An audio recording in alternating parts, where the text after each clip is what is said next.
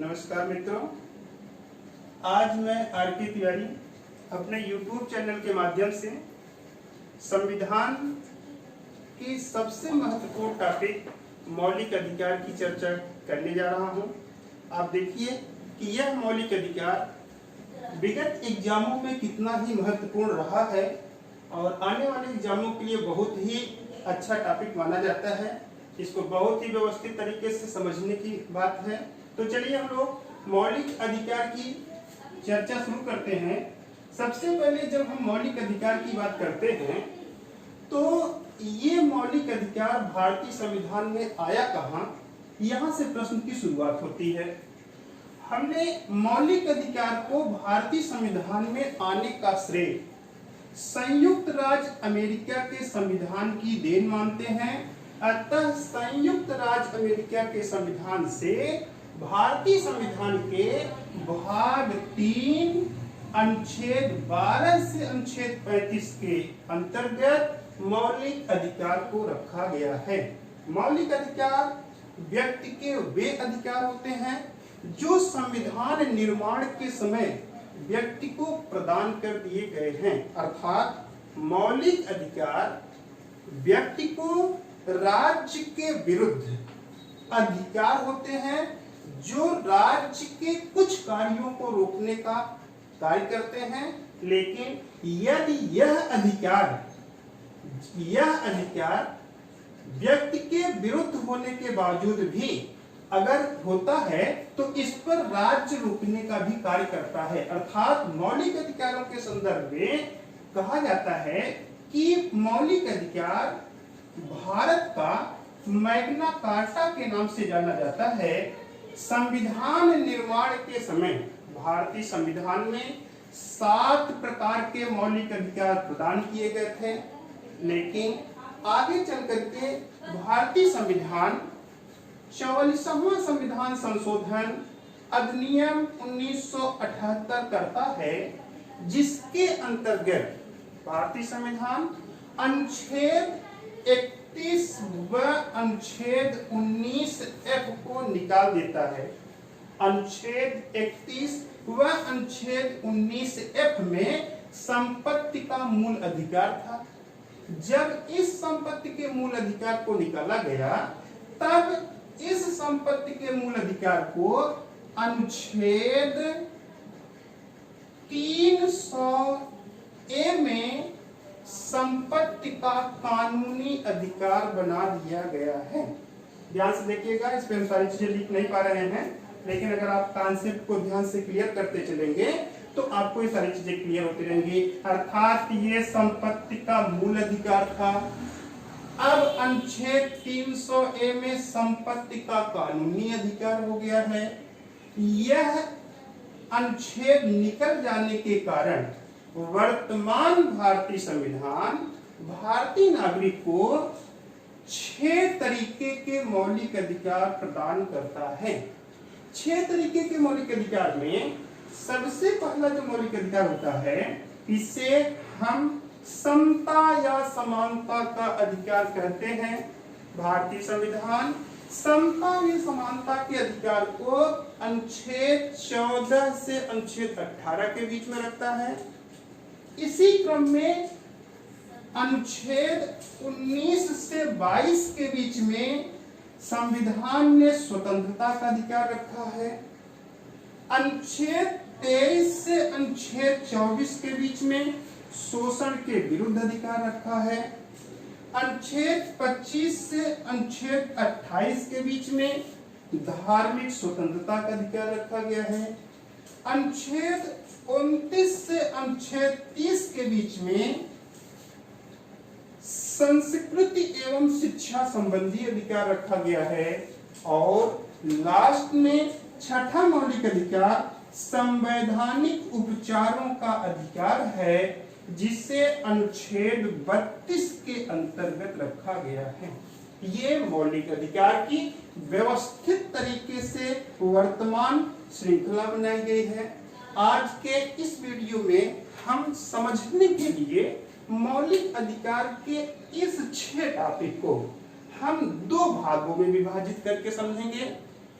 एक वीडियो हम सिर्फ भाग 1 को करेंगे और नेक्स्ट वीडियो में हम भाग 2 की चर्चा करेंगे, जिससे समझने की एक अच्छी सुविधा होगी, अच्छे से समझा जा सकता है।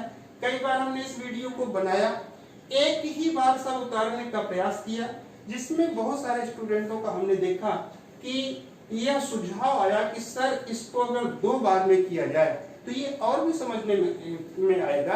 तो मैंने आज इसको 2 खंड में करके समझाने का प्रयास कर रहा हूं। तो आप देखिए कि ये जो आपका पहला खंड है, जिसमें आपको समझने की भाषा में हमने समता या समानता के अधिकार को रख रहा हूं, स्वतंत्रता के अधिकार को रख रहा हूं और शोषण के विरुद्ध अधिकार की बात कर रहा हूं। अब हमें इन्हीं अधिकारों के संदर्भ में समझना होगा कि अनुच्छेद 14 से अनुच्छेद 18 ये लाइन, इस अनुच्छेद 14 से 18 के बीच में कितने अनुच्छेद हैं? तो आप देखेंगे कि 5 अनुच्छेद आते हैं। 1 2 3 4 5, ये 5 अनुच्छेद आते हैं, जिसमें पहला आपका अनुच्छेद 14 आता है। अनुच्छेद 14 जिसे विधि के समक्ष समता का अधिकार कहते हैं। यहां से बहुत बढ़िया प्रश्न भी बना हुआ है लेटेस्ट एग्जाम में कि विधि के समक्ष समता का अधिकार किस देश के संविधान से लेकर भारतीय संविधान में रखा गया है। तो छोटी छोटी बातें हम लोग क्लियर करते चले।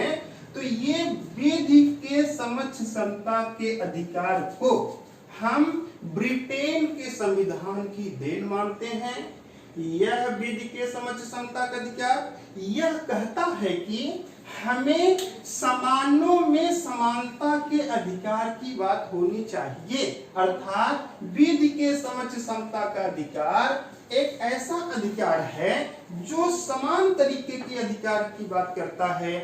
इसी सिलसिले में विधि के समक्ष समता के अधिकार के बाद जब हम अनुच्छेद 15 की बात करते हैं, तो अनुच्छेद 15 हमें सामाजिक समरसता की बात करता है, सामाजिक समानता की बात करता है।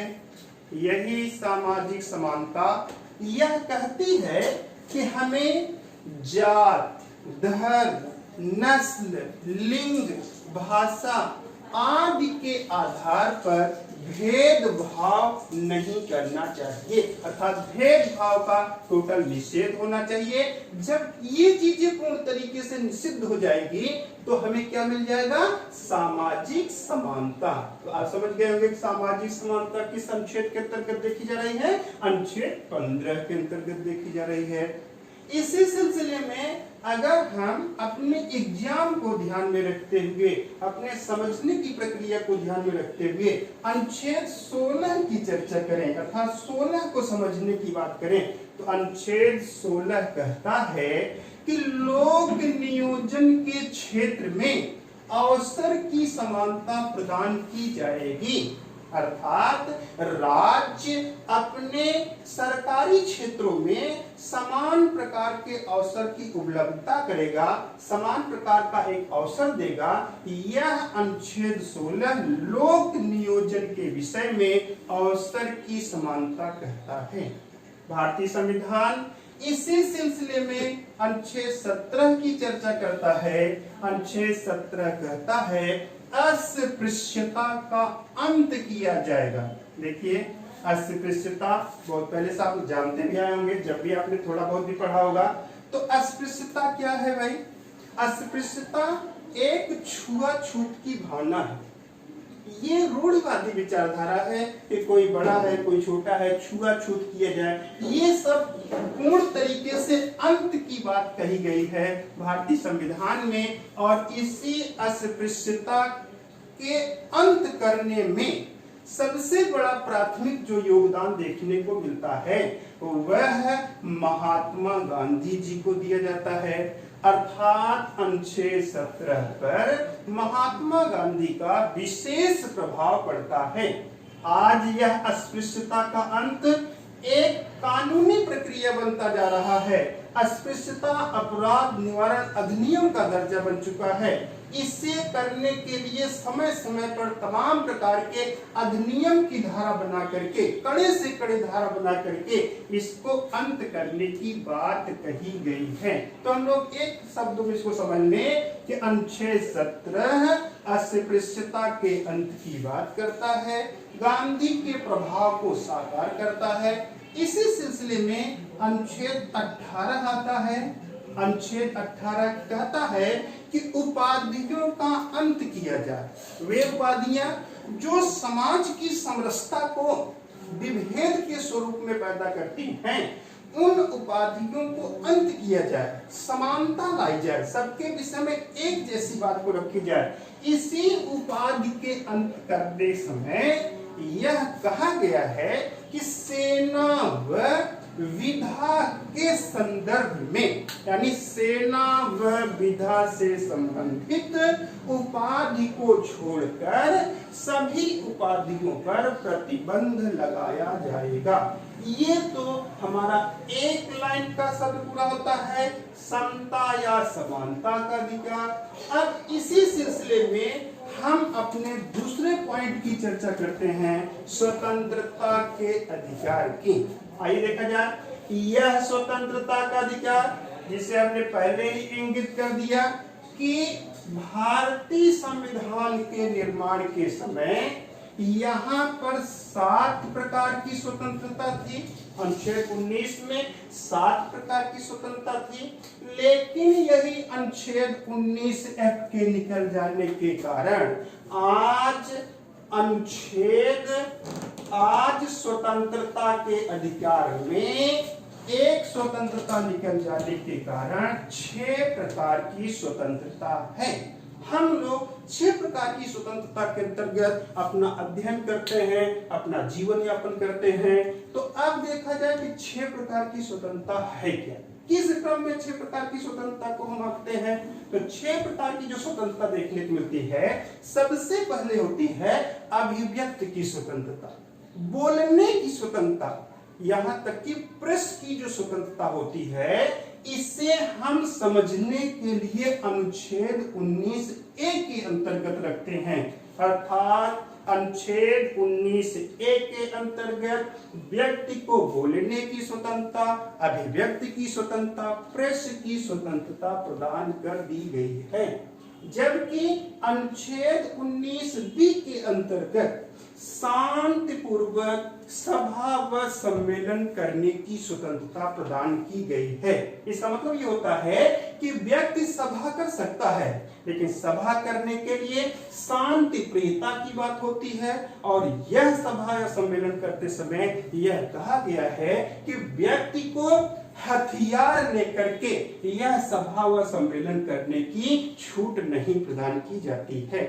लेकिन जब सिख धर्म के विषय में आता है, तो सिख धर्म में यह धार्मिक स्वतंत्रता में आता है, अर्थात इसका एक अपवाद स्वरूप आता है। तो एक लाइन आपको क्या क्लियर हो जानी चाहिए कि शांतिपूर्वक सभा व सम्मेलन की स्वतंत्रता भारतीय संविधान अनुच्छेद 19B के अंतर्गत करता है। अनुच्छेद 19C के अंतर्गत संविधान संघ बनाने की स्वतंत्रता प्रदान करता है। आज हम जो विविध प्रकार के संघों की बात करते हैं, यह भारतीय संविधान के मौलिक अधिकार की देन होती है। अनुच्छेद 19 के अनुच्छेद 19C की बात होती है, अर्थात संघ बनाने की स्वतंत्रता अनुच्छेद 19C के अंतर्गत है। भारतीय संविधान इसी सिलसिले में हमें आवागमन की स्वतंत्रता प्रदान करता है। हम भारत राज्य क्षेत्र के किसी भी राज्य में स्वतंत्र तरीके से आवागमन कर सकते हैं, अबाध रूप से विचरण कर सकते हैं। ये हमारी भारतीय संविधान एक स्वतंत्रता प्रदान करता है, जिसे समझने के लिए हमने अनुच्छेद 19D के अंतर्गत रखा है। भारतीय संविधान अनुच्छेद 19 के अंतर्गत रहने या बसने की स्वतंत्रता प्रदान करता है। यानी भारत राज्य क्षेत्र के किसी भी राज्य में व्यक्ति अपना मकान बना सकता है, रह सकता है। यह संविधान अनुच्छेद 19 के अंतर्गत स्वतंत्रता देता है। अब F को निष्कासित कर दिया गया है, तो सीधे हम लोग G की चर्चा करते हैं। अनुच्छेद 19G क्या है? अनुच्छेद 19G भारतीय संविधान में व्यक्ति को जीविकोपार्जन की स्वतंत्रता प्रदान करता है। अर्थात हम अपने जीविकोपार्जन के लिए लघु उद्योग स्थापित करके हम यह स्वतंत्रता स्थापित कर सकते हैं। यहाँ तक आपको हमने 2 पॉइंट की चर्चा किया। एक पॉइंट समता या समानता का अधिकार, दूसरा पॉइंट स्वतंत्रता का अधिकार। हमें विश्वास है कि आप इस सिलसिले में क्रमवार तरीके से एक स्ट्रेटजी बना करके पढ़ते हैं, तो निश्चित है कि हर पॉइंट पर प्रश्न ही प्रश्न आपको दिखना शुरू होंगे। अभी हम यहाँ प्रश्नों की कोई जिक्र नहीं करेंगे। प्रश्नों के लिए लास्ट में हम आपको बताते हैं कि प्रश्नों को कैसे हम लोग सॉल्व करते हैं, प्रश्नों को हम लोग कैसे आगे बढ़ते हैं। क्योंकि इसको एक स्ट्रेटजी तरीके से एक रफली हम लोग इसको समझ लें। अगर आप इस श्रृंखला में हम सभी कॉम्पिटिटिव वाइज को समझते हैं, तो ये फिर कभी भूलने की बात नहीं होगी। कोई भी एग्जाम इससे बाहर नहीं हो सकता है। इस सिलसिले में आइए अनुच्छेद 20 को हम लोग देखें। क्या है अनुच्छेद 20? अनुच्छेद 20 भी स्वतंत्रता का एक अंग है। इस अनुच्छेद 20 में कहा जाता है कि अगर आपने जाने अनजाने में कोई दोष किया, जाने अनजाने में कोई ऐसी गलती किया जिस पर आपको दंड मिलना चाहिए, तो ये आपको होता है कि अपराधों के संबंध में दोष सिद्ध का संरक्षण। अपराध करने के बाद भी आपको संरक्षण देने का एक अवसर मिलेगा। यह संरक्षण 3 प्रकार से दिया जाता है। कौन से होते हैं 3 प्रकार का भाई? अनुच्छेद 20 के अंतर्गत अपराधों के संबंध में दोष सिद्ध के संरक्षण के लिए 3 संरक्षण होता है। पहला संरक्षण होता है कि एक अपराध के लिए 1 बार सजा दी जाएगी। दूसरा होता है अपराध करते समय जो नियम कायदा कानून बनाया गया है उसी के अंतर्गत व्यक्ति को सजा दी जाएगी, न कि अपराध करने के पहले या अपराध करने के बाद बनाए गए नियम के अंतर्गत। अर्थात आपने देखा होगा कि यहाँ पर एक अपराध के लिए 1 बार सजा, अपराध करते समय जो नियम बनाया गया है उसके अंतर्गत सजा, और तीसरी बात होती है कि व्यक्ति को न्यायालय में स्वतः के विरुद्ध गवाही देने के लिए बाध्य नहीं किया जाएगा। ये होता है अनुच्छेद 20। अब यहाँ तक आपको समझ में आ गया होगा। आगे बढ़ते हैं अनुच्छेद 21। अनुच्छेद 21 कहता है प्राण एवं दैहिक स्वतंत्रता का संरक्षण। प्राण एवं दैहिक स्वतंत्रता के संरक्षण का अर्थ होता है कि किसी भी व्यक्ति को विधि विधान के अंतर्गत किसी दूसरे प्रकार से दंडित नहीं किया जाएगा।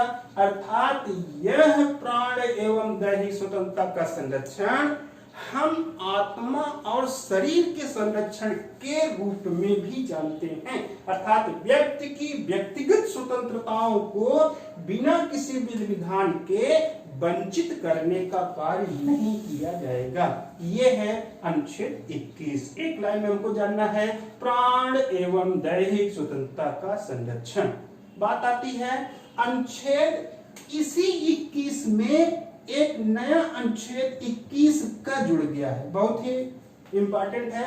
यहाँ हो सकता है दिखने में थोड़ी सी प्रॉब्लम हो रही होगी, लेकिन आप समझेंगे तो एक लाइन में और समझ जाएंगे। अनुच्छेद 21 का संविधान 86वें संविधान संशोधन अधिनियम 2002 के द्वारा जोड़ता है, जिसमें यह कहा गया है कि व्यक्ति अपने 6 से 14 वर्ष के आयु के बच्चों को निःशुल्क एवं अनिवार्य शिक्षा प्रदान करेगा। अर्थात निःशुल्क शिक्षा का प्रावधान मौलिक अधिकार के अनुच्छेद 21 का के रूप में स्थापित हो चुका है। तो अनुच्छेद 21 का क्या हो गया? 6 से 14 वर्ष के आयु के बच्चों को निःशुल्क एवं अनिवार्य शिक्षा की व्यवस्था।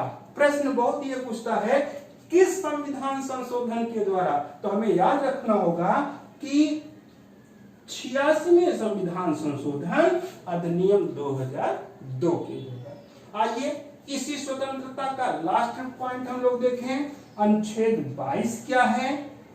तो अनुच्छेद 22 जो है वह कुछ दशाओं में गिरफ्तार होने का संरक्षण, यानी कुछ ऐसे टर्म कंडीशन व्यक्ति के होते हैं जिसमें व्यक्ति को गिरफ्तार होने से बचाया जा सकता है। कैसा होता है, किस प्रकार का होता है? इसमें भी इसी अनुच्छेद 20 की तरह 3 टर्म कंडीशन होते हैं। पहला टर्म कंडीशन जो होता है वह होता है गिरफ्तार करने का कारण बताना होता है। अगर आपको कोई गिरफ्तार करने आ रहा है तो आप उससे उसका वारंट पूछ सकते हैं, उसका कारण पूछ सकते हैं। अगर कारण सही है तो आप गिरफ्तार हो सकते हैं। पहला पॉइंट हो गया।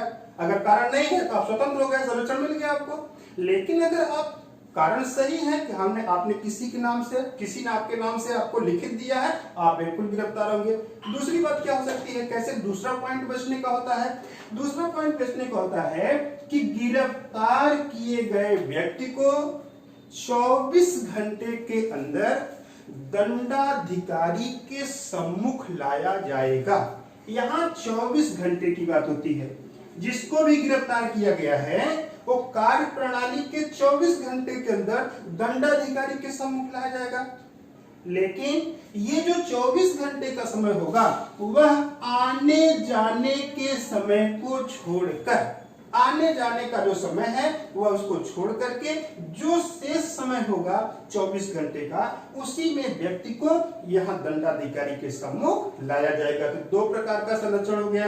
एक आपने याद किया, गिरफ्तार होने का कारण बताना होगा। गिरफ्तार किए गए व्यक्ति को 24 घंटे के अंदर दंडाधिकारी के सम्मुख लाया जाएगा, आने जाने के समय को छोड़कर। और तीसरा पॉइंट होता है कि व्यक्ति अपने मनपसंद के वकील को रख करके अपनी बात को रखने का अवसर प्रदान किया जाएगा। यानी न्यायालय में जो बात व्यक्ति स्वतंत्र नहीं रख पाता है, इसकी स्वतंत्रता होती है कि आप अपना एक लीगल एडवोकेट रख करके, एक अपना वकील रख करके अपनी बात को रखिए। ये भारतीय संविधान आपको अवसर प्रदान करता है। तो अब हमारा 2 टॉपिक क्लियर हो गया, एक आपका फर्स्ट, एक आपका सेकंड। 2 टॉपिक आपको समझ में अच्छे से आ होगा। चलिए अगले टॉपिक पर हम लोग प्रयास करें। अब बात आती है शोषण के विरुद्ध अधिकार। क्या है भाई शोषण के विरुद्ध अधिकार? इसको हम लोग जाने। शोषण के विरुद्ध अधिकार की जब बात आती है तो अनुच्छेद 23 और अनुच्छेद 24 आता है। यहाँ हमने आपको 23-24 लिख दिया है। बातों पर ध्यान रखेंगे तो बातें समझ में आ जाएगी। अनुच्छेद 23 कहता है कि मानव के दुर्व्यवहार एवं बलात् श्रम का निषेध किया जाएगा। यानी व्यक्ति के साथ कोई गलत व्यवहार नहीं होगा, यानी खरीद फरोख्त नहीं होगी। और श्रम का निषेध, यानी अगर कोई व्यक्ति श्रम करता है तो उसको श्रमदान दिया जाना चाहिए। अगर कोई व्यक्ति श्रम के बदले श्रमदान नहीं प्राप्त करता है तो ऐसे श्रम को बेगार का श्रम कहा जाता है। एक बार फिर सब लोग अनुच्छेद 23 को क्लियर कर लें। अनुच्छेद 23 को एक लाइन हम लोग क्या कह सकते हैं? मानव के दुर्व्यवहार एवं बलात् श्रम का निषेध। ठीक, अब बात आती है अनुच्छेद 24 की। अनुच्छेद 24 क्या होता है? अनुच्छेद 24 कहता है बालकों के नियोजन का निषेध किया जाएगा। यानी अगर कोई बच्चा 14 वर्ष से कम आयु का है, 14 वर्ष से कम आयु के बच्चों को अनुच्छेद 24 कहता है कि किसी ऐसे जोखिम भरे स्थान पर नहीं लगाया जाएगा जहां पर उसके जान का खतरा लग रहा हो। तो अनुच्छेद 24 बालकों के नियोजन का निषेध की बात कही गई है। 14 वर्ष से कम आयु के बच्चों को किसी ऐसे जोखिम भरे स्थान पर नहीं लगाया जाएगा जहां पर उसके जान की खतरा हो। इस तरीके से हमारा एक भाग यहाँ पर कंप्लीट होता है। आशा विश्वास करते हैं कि ये समझ में आपको आया होगा। आप इसको अधिक से अधिक आप शेयर करें, अधिक से अधिक आप सब्सक्राइब करें, जिससे हमारे हौसले बढ़ते हुए हम इस सेकेंड भाग को भी अच्छे से अच्छे आपको प्रस्तुत करें। भारतीय संविधान के इतने टॉपिक को हम आपके प्रैक्टिस के लिए एक टेलीग्राम चैनल लॉन्च किए हैं। यह Telegram channel Divyansh academy study channel के नाम से चल रहा है, जिसपे हम प्रतिदिन इससे संबंधित प्रश्नों को भी करते रहते हैं। तो ये आप उस पे आप प्रश्न को देखते रहेंगे। यहाँ पर हम पूरा थ्योरेटिकल चीजों को रखते हैं। धन्यवाद।